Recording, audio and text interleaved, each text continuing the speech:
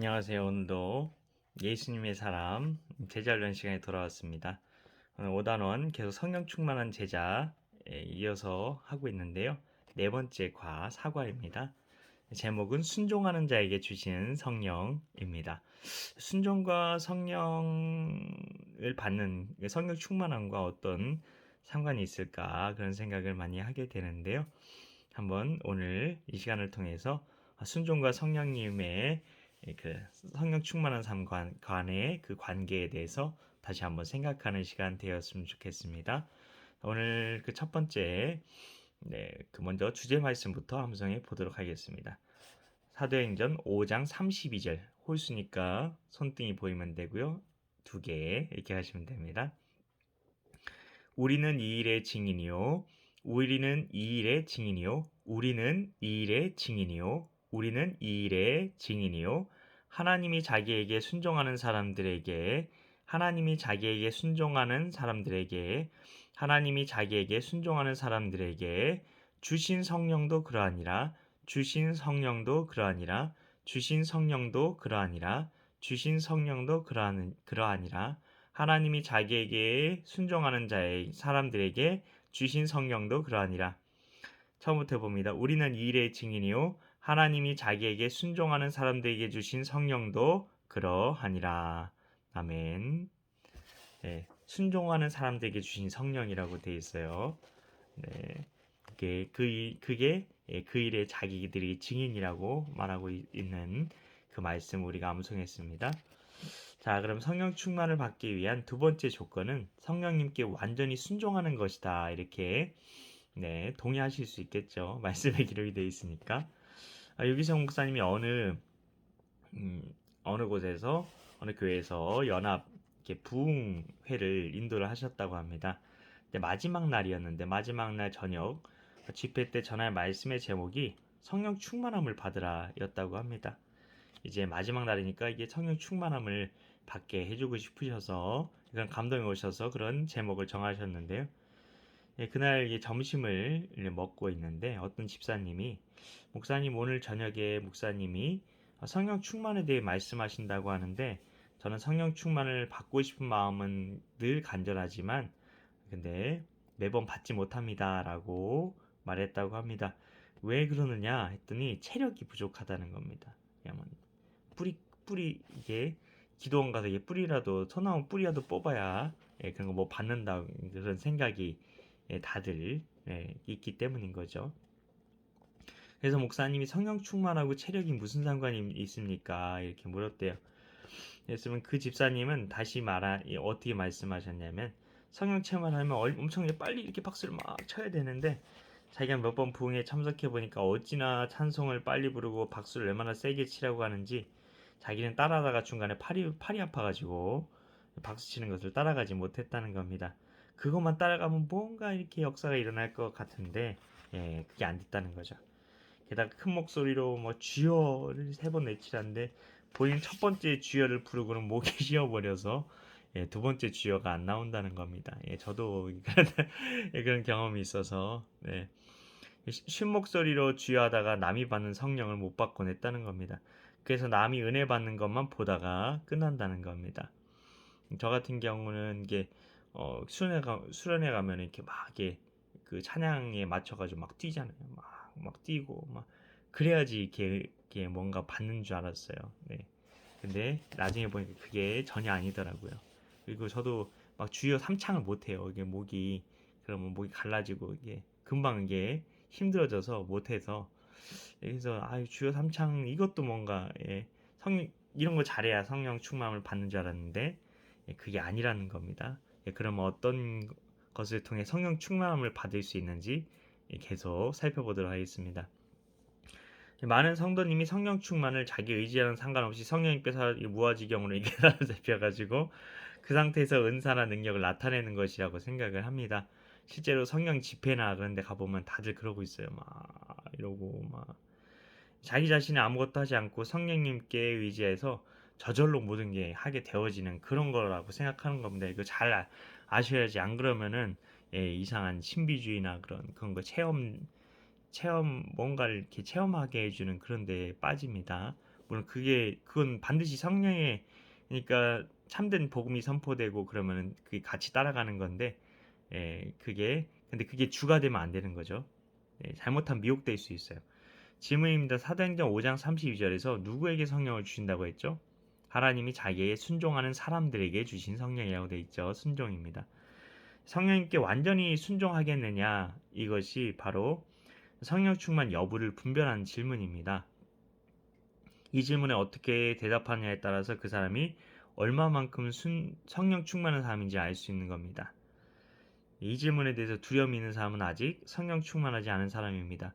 여러분, 성령님께 완전히 순종하시겠습니까? 순종하실 의향이 얼마나 있으십니까?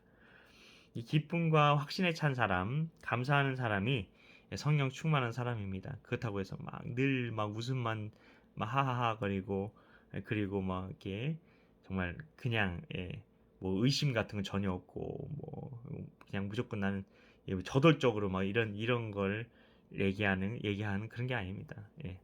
그냥 실없이 뭐 감사합니다. 그러고 살아가는 그런 사람도 아닙니다. 예레미야를 예레미야 얼마나 눈물의 사람이었습니까? 하나님도 근심하라고 했어요. 하나님 뜻대로는 근심. 그런 게 아니라 결론이 처음에는 물론 많이 힘들고 의심이 되고 낙심이 되고 그래도 기도하는 가운데 결론이 끝에는 감사가 되고 끝에는 기쁨이 되고 끝에는 주님을 향한 다시금 확신을 가지는 그런 사람을 얘기하는 겁니다. 하나님께 완전히 순종하고자 하는 마음은 저절로 형성되는 게 아닙니다. 그건 오직 성령 충만함과 관련되어 있기 때문입니다. 성령 충만한 가운데 기쁨을, 그러니까 성령 충만한 가운데 감사를, 성령 충만한 가운데 확신을 얻으란 얘기죠. 그냥 자기 혼자 그게 늘 그러고 살아가는 게 아니에요. 성령님과 동행하는 삶을 추구하려고 하는 가운데 그 성령님께서 내 안에 부어주시는 것들을 얘기하는 겁니다. 나에게서 나오는 게 그게 아니고요. 한 성도님이 이혼을 결심하고 상담을 요청하셨는데 이혼은 안 된다고 아무리 설득해도 진전이 없어서 근본적인 것을 질문했다고 합니다. 성도님은 하나님이 명령하시면 무조건 순종하시겠습니까? 그 성도님은 머리만 숙인 채 끝까지 대답이 없었다고 합니다. 결국 성령님 역시도 그 부부를 붙잡으실 수 없었어요. 순종의 결단이 없었기 때문입니다. 근데 하여튼 성경에는 이혼에 대해서 원칙적으로 금하고 있어요. 왜냐하면 가정과 생명 그런 것을 하나님께서 중요하게 생각하시고 영적인 또 원리가 있어요. 그렇기 때문에 결혼 함부로 하시면 안 됩니다. 신중하게 하셔야 되는데 근데 이혼할 수밖에 없는 그런 상황들이 될 수도 있어요. 어떤 도저히 그럴 수 없는 경우 자녀를 위해서도 그렇게 할 수밖에 없는 경우가 있긴 있는데 웬만하면 정말 복음의 능력 가운데 기도하시면서 내가 주님 끝까지 계속 주님의 뜻을 구하며 주님의 때를 물으며 쉽게 결정하지 않는 그런 신중함이 이건 필요하다는 그런 얘기입니다. 그렇다고 해서 이혼한다고 해서 결국 결론이 이혼이 된다고 해서 주님이 우리를 떠나시거나 그런 건 아니에요. 그럼에도 불구하고 우리 위로하시고 하나님께서 새로운 길을 걸어갈 수 있도록 힘을 주실 겁니다. 성령 충만의 증거는 육신의 체험으로 분별하는 게 아닙니다. 그게 아니라 하나님께 완전히 복종하고자 하는 마음의 상태로 분별해야 하는 거죠. 마음에 완전히 복종하고자 하는 그 마음이 드냐, 이게 성령 충만이라는 겁니다. 정도가 계속 그 얘기하는 거예요. 하나님께서 어떤 길을 인도하시든 어떤 것을 명령하시든 순종하시겠습니까? 이 중심이 변하지 않으면 오늘 성령 충만을 받았어도 내일 아침에도 성령 충만을 받을 겁니다. 우리는 성령 충만해지는 게 어려운 것이라고 생각을 하는데요. 근데 사실은 성령 충만이 어려운 것이 아니라 하나님께 완전히 복종하리라는 그 결심이 어려운 겁니다. 완전히 복종한다. 참, 성령님은 이미 우리 가운데 계시죠. 그 증거들 살펴봤죠. 그분은 생명이시고 능력이시고 스스로 충만하십니다. 천지를 창조하셨고 홍해를 가르셨고 나사를 살려내신 분이십니다. 성령님은 하나님의 그 권능을 나타내시는 그런 분이세요. 그래서 성령님을 통해 어떤 권능이 나타난 겁니다. 예, 그래서 어떤 하나님의 권능이 나타난 곳에는 성령님께서 예, 역사하셨다, 운행하셨다 이렇게 생각하시면 되는 거예요. 그래서 성령님은 그분의 권능이 우리를 통해서 온 나라와 민족에게 생수의 강같이 생명수 강같이 이렇게 세차게 흘러가기를 원하십니다. 근데 현실은 그렇지 못하죠. 은혜의 강을 막고 있는 뚝이 우리에게 있는 거예요. 이제는 그 뚝이 무엇입니까? 자아입니다. 자아. 네, 최근에 제가 깨달았던 게 있었는데 구원을 받기 전에는 제 아내랑 누구도 나눴어요. 구원을 받기 전에는 하나님과 나 사이를 가로막는 게 죄였다. 근데 구원을 받고 난 이후에 정말 하나님과 나 사이는 막힌 게 없는데 근데 세상과 하나님 사이를 하나님께서 나를 통해 나타나기 원하시는 게 있는데 그걸 막고 있는 게 자아라는 걸 정말 깨달았다 했는데 오늘 여기 나와 있네요. 그렇죠? 예, 예. 우리 자아가 문제인 거예요. 내가 결국 죽었음을 사단을 꼭 여러 번 이렇게 묵상하시면서 들어보셨으면 좋겠어요.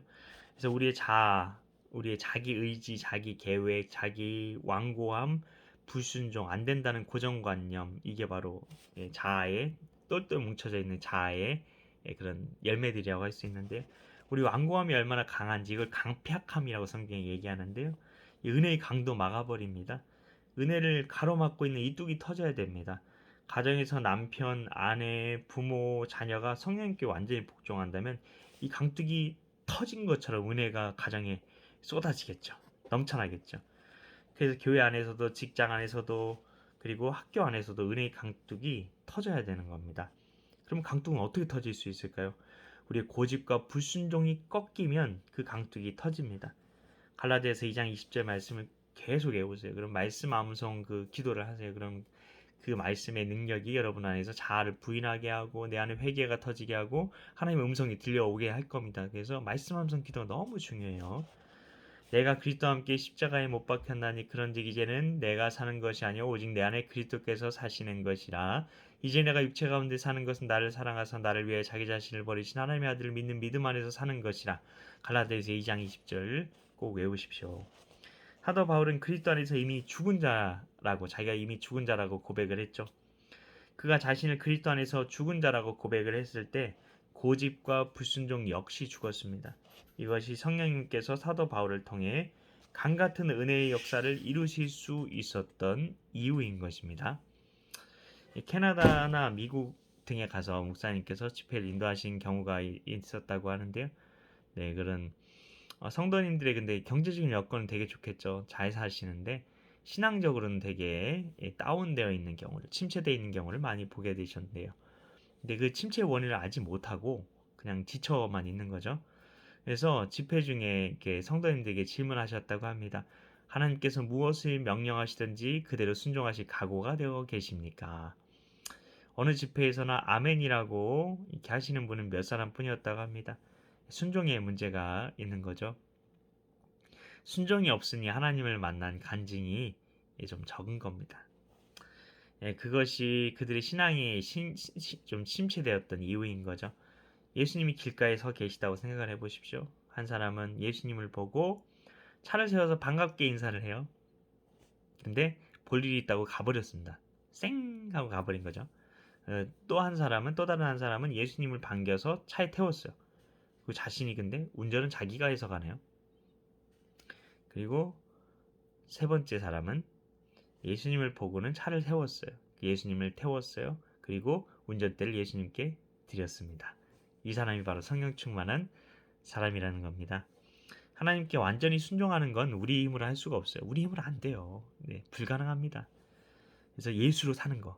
내가 죽고는 이제 했죠. 예수로 사는 게 성령 충만입니다. 네, 그걸 아셔야 됩니다. 하나님께서 힘을 주시지 않으면 하나님께 완전히 순종한다는 거 불가능해요. 그래서 예수로 산다는 말이 성령 충만하라는 말이라는 걸 꼭 하셨으면 좋겠어요. 이게 진짜 중요한 포인트예요. 이거를 저도 얼마 만에 저도 정말 이게 계속해서 그 복음에 대해서 연구하고 그제서야 이제 알게 된 겁니다. 예수 사는 건 성령 충만한 삶을 살아가는 것이다. 그래서 이 부분도 아주 잘 아셔야 돼요. 그리고 마지막 단원이 아주 중요한데 하나님의 음성을 듣는 삶 너무 중요합니다. 예. 그래야 진짜 예수 살 수 있거든요. 정말 그래서 예수님의 사람이 교제가 너무너무 좋아요. 그래서 여러분 계속해서 반복해서 한번 이걸 보셨으면 좋겠어요. 그래서 하나님께 완전히 순종하고 싶은 마음과 소원이 없는데 내 안에 근데 소원이 없는데 하나님께서 순종할 수 있음을 주시진 않아요. 내 소원이 있어요. 이게 의지의 자유의 영역이에요. 이게 자유의 의지. 하나님 말씀을 읽으면 깨달을 수 있게 해놓으셨어요. 하나님이 이게 논리 구조와 문맥을 통해서 글의 구조를 통해서 우리에게 알려주셨으니까 알 수는 있는데 그거를 내가 정말 기도의 자리로 나아가느냐 그 약속을 붙들고 기도의 자리로 나아가느냐는 또 다른 문제인 겁니다. 어떤 성도님이 전도하기 위해서 성령 충만을 구했지만 성령 충만이 임하지 않는다고 하는 거예요. 문제는 성령 충만을 구하면서도 전도 현장에 나가지 않고 계속해서 성령 충만만 구한다는 거죠. 순종하지 않고 구하기만 하는 건 이건데 거짓으로 구하는 겁니다. 거짓으로. 성령 충만은 하나님께 완전히 복종하고자 하는 그 결심 위에 부어주시는 하나님의 응답이다. 이렇게 말씀을 드릴 수가 있어요. 그때 우리는 하나님의 능력으로 하나님께 완전히 순종하게 되는 겁니다. 하나님께 완전히 복종하고자 하는 결심을 갖는 거예요. 결심. 의지를 드리는 거죠.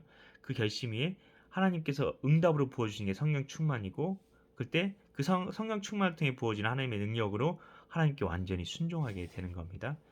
예를 들어서 자기 힘으로 용서할 수도 없고 사랑할 수도 없는 사람이 있어요. 그럴 때 난 용서할 수 없어요. 사랑할 수 없어요. 그렇게 하는 것과 하나님 용서하겠으니 힘을 주세요. 하나님 사랑하기 원하니 힘을 주세요. 이건 전혀 다른 문제고 전혀 다른 기도인 거죠. 질문입니다. 여러분 하나님께서 무엇을 하라고 하시든지 그대로 하실 결단이 섰습니까? 가능하죠. 이제 의지를 드리면 그럼 하나님께서 그 결심 위에 응답으로 성령 충만을 주실 것이고 그럼 그 성령의 능력으로 우리가 완전히 순종할 수 있게 되는 겁니다. 그러면 성령님께서 이끄시는 대로 완전히 순종한다는 것은 무엇일까요?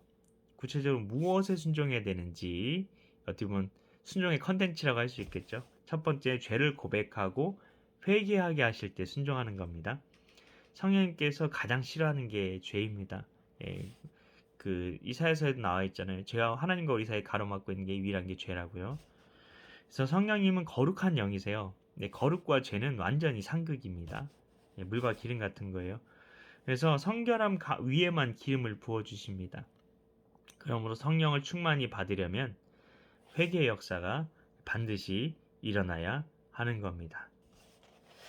1907년 그 대부흥 아시죠? 그 평양 장대현 그 장로교회였는데 거기에서 부흥 집회가 열렸어요. 정월에 많은 성도가 그토록 성령 역사를 갈망하고 모였는데 집회 첫째 날, 둘째 날 뭐 이렇게 계속 지나가도 아무 역사가 없는 거예요. 아무 역사가 없었어요. 마지막 날이 될 때까지도 아무 특별한 역사가 없는 거예요. 뭐 별일 없나 보다. 뭐 그냥 뭐 말씀만 그렇지 뭐 그렇게 생각했던 거죠. 마지막 집회 설교도 끝났는데 아무 역사가 없는 거예요. 특히 장로교회는 뭐 그런 뭐 막 이렇게 뜨겁고 기도하고 뭐 그런 거 전혀 없으니까요. 오직 말씀이거든요. 그때 장대현 장로교회의 수석 장로님이었던 기선주 장로님, 이름 많이 들어보셨죠? 기선 장로님이 드릴 말씀이 있습니다 하면서 앞으로 나왔대요. 그런데 이분이 나오셔서 예기치 못한 말씀을 하시네요. 제가 악원과 같은 죄를 지었습니다. 악한 도둑질이죠. 저 때문에 하나님이 부흥을 주실 수가 없습니다. 교인들은 깜짝 놀랐어요. 기선주 장로가 자기가 지은 죄를 토설하기 시작합니다. 제 친구가 세상을 떠나면서 200원이나 되는 거금을 저에게 유산으로 맡겼습니다. 안심하고 맡길 사람은 저밖에 없다면서 자기 아이들이 자라면 전해달라고 했습니다. 그렇게 200원을 맡았는데 100원만 주고 100원은 제가 급한 일에 써버렸습니다. 기선주 장로의 회개를 들은 사람들은 모두 숨겨놓은 자기 죄를 털어놓으며 통곡하고 회개하기 시작합니다. 회개하게 하시는 하나님의 말씀에 반응하기 시작한 겁니다. 여러 날 동안 무겁게 짓누르던 장벽과 같은 막힌 담이 벼랑간 무너지고 거룩한 하나님의 임재가 하나님의 집회의 장소에 충만했습니다. 죄에 대한 애끓는 회개가 울부짖는 소리, 통곡의 소리와 함께 예배당 전체를 휩쓸었다고 합니다. 그날 저녁 그 집회가 회개의 집회를 변해서 그 후 집회가 끝나지 않고 몇 날 며칠 계속되었다고 합니다. 회개만 모이면 회개만 한 겁니다. 근데 바로 그 일을 계기로 한국교회에 강력한 부흥이 일어나기 시작했습니다. 회개, 이것이 한국교회 부흥의 시작이었던 것입니다. 만약 여러분이 살인 강도의 죄를 저질렀다면 얼마나 마음이 두렵고 떨리겠습니까? 근데 살인, 강도, 강간만 죄가 아니라 마음의 탐심, 교만, 음욕, 미움도 같은 죄라는 것을 알아야 합니다. 이게 죄입니다. 죄. 같은 성격인 거예요. 이게 다른 게 아니라는 거 알아야 됩니다. 이게 죄란 사실을 깊이 깨닫고 있습니까? 만약 어떤 그리스도인이 저는 은밀히 죄를 많이 지었어요. 저를 용서해 주세요. 미워한 것 용서해 주세요. 나의 교만이 사라지게 기도해 주세요. 저의 불평불만이 사라지게 기도해 주세요. 제가 불순종한 자였습니다를 비롯한 여러 가지 죄를 솔직하게 고백하며 회개하면 그는 성령 충만을 이미 받았거나 곧 성령 충만을 받을 사람이라는 것입니다. 질문입니다. 여러분 성령님께서 회개하라고 깨닫게 해주시는 죄에 대해 회개하지 않고 있는 것은 없습니까? 자, 두 번째입니다. 순종하기 어려운 것을 명령하실 때 순종해야 됩니다. 첫 번째는 죄에 대해서 그렇죠. 회개하셔야 하실 때 순종하는 거고 어려운 걸 명하실 때 순종해야 합니다. 하나님께 순종하셨습니까? 라고 물으면 어떤 사람은 얘도 뭐 저도 순종했습니다 이렇게 말할지 모릅니다. 근데 순종해 본 적이 있느냐고 묻는 것이 아닙니다. 온전히 순종했느냐를 묻는 겁니다. 자, 질문입니다. 다음 질문을 읽고 답을 써보세요. 첫 번째, 어떤 종이 주인에게 받은 10가지 지시가 있었어요. 그 중에 5가지에 순종하고 5가지는 순종하지 않았다면 그 종은 순종한 종일까요? 불순종한 종일까요? 두 번째입니다. 어떤 군인이 많은 명령을 지켰어요. 근데 한 가지 지키지 않은 명령이 있다면 그는 명령에 복종한 것입니까? 불복종한 것입니까? 마태복음 13장 18절부터 23절까지의 말씀을 보면 예수님은 우리가 그 어떤 어려움일지라도 각오하고 염려와 걱정을 다 주께 맡겨버리고 말씀대로 살아가게 되면 30배, 60배, 100배의 결실을 맺는다고 말씀하셨습니다. 문제는 성도들이 하나님의 말씀대로 살려는 마음이 우리가 말씀대로 살려는 결단이 마음이 분명치 못하다는 거죠. 특히 하나님의 말씀대로 살다가 고난당하는 것을 매우 두려워합니다. 위성 목사님 둘째 딸이 5살 때 콩쥐 팥쥐 이야기를 듣고서 너는 콩쥐가 되고 싶니 팥쥐가 되고 싶니 라고 물으니까 한참 고민한 다음 정말 너무 솔직하게 팥쥐가 되고 싶어요 라고 이야기를 했다고 합니다. 얼굴이 예쁘고 그리고 결국에 복을 받은 사람도 콩쥐이지만 지금 당장 엄마의 사랑을 듬뿍 받고 편하게 지낸 사람은 팥쥐였기 때문이라고 했습니다. 만약에 우리에게 여러분은 거지 나사로가 되고 싶습니까? 부자가 되고 싶습니까? 라고 물으면 어떻게 대답하시겠습니까? 좀 우물쭈물하겠죠. 천국에는 가야 하지만 거지로 살기는 싫다는 거죠. 우리는 고난을 두려워한다는 겁니다. 이것이 성령 충만을 받는 가장 큰 걸림돌인 것이죠. 질문입니다. 히브리서 5장 7절부터 9절 말씀을 읽고 예수님이 어떻게 순종함을 배우셨다고 말씀을 하셨는지 한번 찾아보시기 바랍니다. 예수님도 순종을 배우신 것을 알고 계십니까? 고난으로 순종을 배우셨다고 돼 있어요. 네. 감당하기 어려운 고난을 예수님이 받으셨죠. 우리 같으면 그 고난을 피하려고 했겠죠. 근데 예수님은 고난을 피하지 않으셨어요. 왜 그러셨을까요? 이 말씀을 아셨겠죠. 고난으로 순종함을 배울 수 있다는 걸요. 오히려 고난을 통해 순종함을 배우신 겁니다. 고난 가운데 우리가 하나님의 말씀을 따랐을 때 그 순종이라고 하죠. 우리가 누구나 다 할 수 있는 것을 순종이라고 말하지는 않습니다. 예수님은 겟세마네 동산에서 이렇게 기도하셨죠. 조금 나아가서 얼굴을 땅에 대시고 엎드려 기도하여 이르시되 내 아버지여 만일 할만하시거든 이 잔을 내게서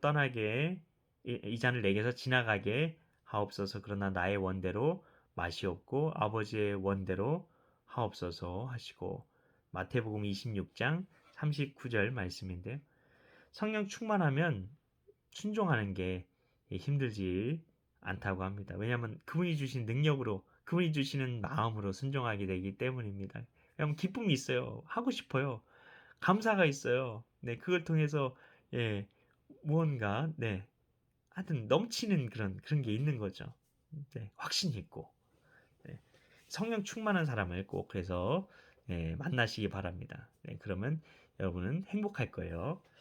자, 성령 충만하면 순종하는 게 힘들지 않습니다. 그러나 자신을 쳐서 복종하는 마음으로 순종할 때 성령 충만함이 또 온다는 사실도 알아야 합니다. 자신을 쳐서 복종하는 거예요. 내가 죽었습니다. 네, 그런 거죠. 예, 보언 리즈란 사람이 쓴 중국의 예수가정이란 책이 있는데 거기에 보면 중국의 지하교회 유명하죠. 예, 믿음 좋기로 예수 가정의 지도자였던 칭틴옌 씨가 중국 개화기의 청년으로 유교 전통에 뿌리 깊은 사람이었어요. 근데 선교사가 운영하는 학교에서 공부하면서 예수님을 믿게 됐죠. 그가 예수님을 믿으면서 그의 양심은 찔림을 받는 고통을 느끼게 됐습니다. 그가 버린 아내 때문이었는데 전족을 하는 등 시대 감각에 맞지 않는 등 사랑도 없이 부모님의 결정으로 결혼한 여인이었거든요. 그런데 성령님이 에베소 5장 25절 말씀을 주시면서 내 아내를 사랑하라 하셨대요.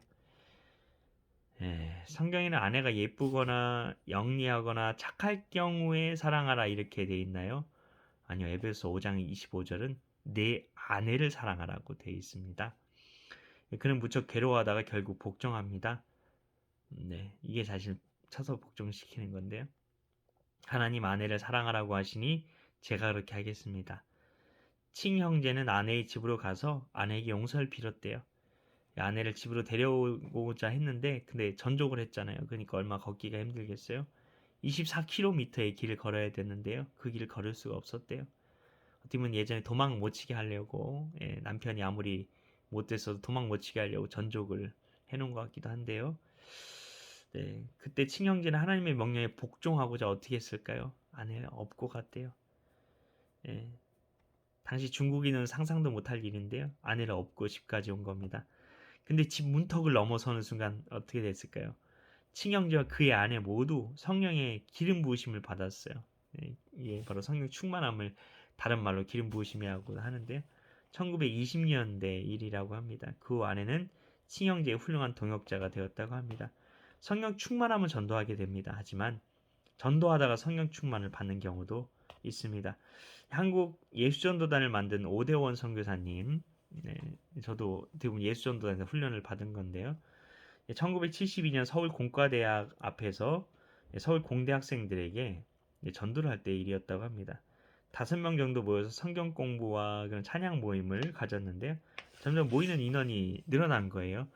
그들은 사도행전의 사도들처럼 자기들도 성령 안에서 충만하게 살 수 있게 해달라고 기도했어요. 그때 기도와 말씀을 나누는 중에 나가서 전도하라 강한 도전을 받은 거예요. 그들은 전도하기에 명동으로 나갔어요. 서울의 명동에. 명동에는 다방이 많이 있었는데요. 60명에서 70명이 주임 시키시는 대로 각 다방을 돌아다닌 거예요. 믿지 않은 친구들과 이렇게 만나서 이야기하는 게 힘들었는데 그래도 열심히 전도했어요. 그러고는 집으로 돌아와 기도했는데 모두 5분 이내에 성령 충만함을 강하게 받았다고 합니다. 얼마 후에 다른 나라에 가서 세계 선교를 하게 되려는 확신도 주셨다고 하는데요. 당시 1970년대는 비자뿐 아니라 여권도 안 나오는 시기였는데 그날이 올 것임을 말씀을 통해 보여주셨죠. 그리고 정말 그 일이 이루어진 걸 아실 겁니다.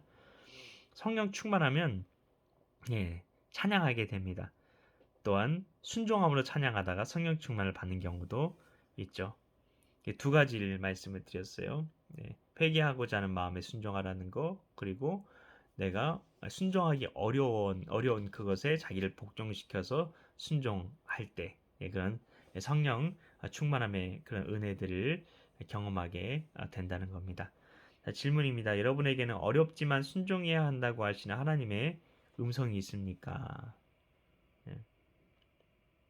그래서 예수전도단에는 반대 정신이라는 게 있어요. 내가 하나님의 말씀을 내가 어리로 어렴풋이 알아요. 근데 내 안에서 계속 하기 싫은 마음이 있는 거예요. 그럼 어떻게 그냥 해버리는 거예요. 반대로 반대 정신 그냥 해버리는 겁니다. 내 안에 들려오는 소리와 자아의 소리와 반대되는 행동을 해버리는 겁니다.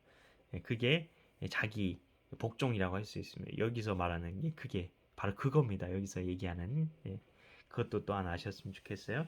자, 질문입니다. 여러분에게는 어렵지만 순종해야 한다고 하시는 하나님의 음성이 있습니까? 그걸 그냥 반대 정신에 해보는 겁니다. 한번. 그리고 나서 기도하는 거예요. 하나님 성령 충만함을 주세요. 그리고 어떤 일이 일어나는지 한번 경험해 보시기 바랍니다. 사도행전 5장 32절 말씀 같이 암송하면서 말씀 암송 기도하고 마치겠습니다. 우리는 이 일의 증인이요 하나님이 자기에게 순종하는 사람들에게 주신 성령도 그러하니라. 우리는 이 일의 증인이요 하나님이 자기에게 순종하는 사람들에게 주신 성령도 그러하니라. 우리는 이 일의 증인이요 하나님이 자기에게 순종하는 사람들에게 주신 성령도 그러하니라. 우리는 이 일의 증인이요 하나님이 자기에게 순종하는 사람들에게 주신 성령도 그러하니라. 우리는 이 일의 증인이요 하나님이 자기에게 순종하는 사람들에게 주신 성령도 그러하니라. 하나님 감사합니다. 오늘 정말 너무나 중요한 그런 예수님의 사람으로 사는 예수로 사는 정말 너무나 중요한 원리에 대해서 말씀해 주시니 감사합니다. 우리가 진짜 예수님의 사람이 되기 원합니다. 예수님의 제자가 되기 원합니다. 예수님과 동행하는 사람이 되기 원합니다. 그 일을 위해서 하나님 우리가 성령 충만함이 너무나 필요합니다. 하나님 우리가 반대 정신으로 하나님 정말 순종하기 싫은 그 마음과 반대로 아버지 순종하는 삶을 살아가는 삶을 살아가겠습니다.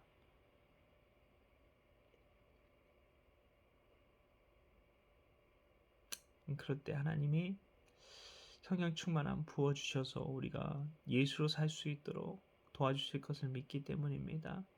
하나님 사랑할 수 없는 상황에서 사랑의 선택을 하며 살겠습니다. 소망할 수 없는 상황에서 소망하며 살겠습니다. 하나님 기뻐할 수 없는 상황에서 주님으로 인해 주님께서 함께 하시기에 기뻐하는 삶을 살겠습니다. 하나님 성령 충만함 주시옵소서. 주님 감사합니다. 믿고 감사드리오며 예수님의 이름으로 기도합나이다. 아멘.